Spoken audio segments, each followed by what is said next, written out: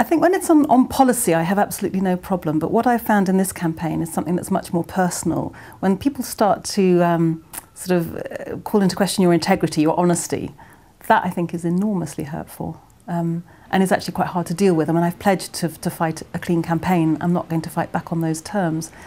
But I do find it immensely hurtful that somebody is basically spreading untruths and presumably know that, for example, it's really hard to deal with, actually.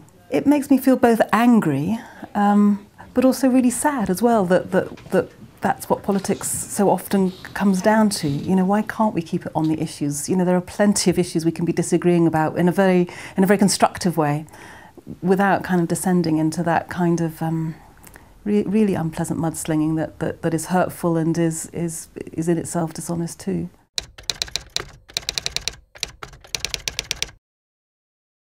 I mean, I hope that the stress in modern days on being the most slick performer, I think that can be dangerous, and perhaps over recent months people are beginning to make a distinction to recognise that, you know, the slickest performer isn't necessarily the politician with the most integrity. I was really interested to look at some of the coverage of Michael Foot's passing away.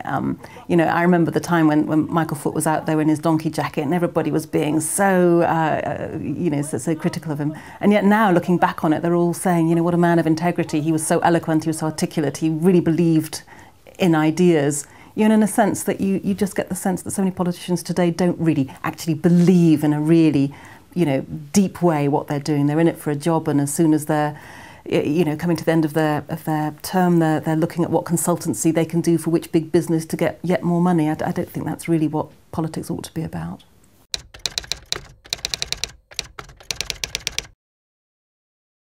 No, I think there certainly is an importance in staking a claim as a woman candidate, partly because Westminster is essentially a group of men in grey suits behind closed doors making decisions that nobody really fully, you know, is able to follow in a transparent way. And we have a parliament that simply doesn't represent society at large, how society looks. I think that matters enormously. It means that issues like childcare, like proper wages for women, where there's still that discrimination in terms of a gender pay gap, those things aren't taken nearly as seriously as they should be, violence against women being another case. So it is enormously important to me to be there as a woman in politics, as the one-woman leader, actually, of one of the parties at the moment. That is very important, and what I want is for people to take that seriously, to recognise that, rather than to be distracted by discussions about what women are wearing or what they're looking like.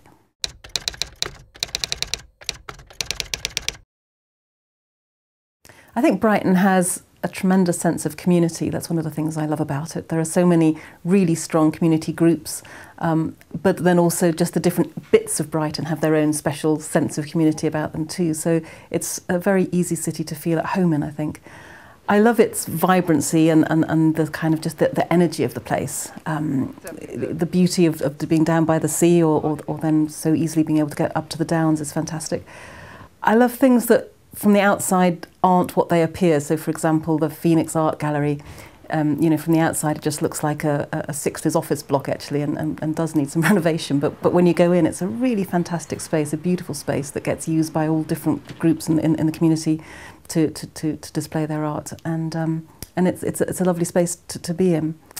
Brighton is an amazing place in the sense that people here are just so sort of politically savvy, they're very politically literate, they enjoy their politics, you know, and I get a real sense that Brighton likes to see itself in the vanguard of change, and that, you know, if they were to elect the first Green MP, for example, I think that would be an amazing thing, because I think they are the ones who kind of get it in a sense, you know, they understand that we need some fresh voices in Parliament, that the other parties simply aren't addressing lots of the key issues today.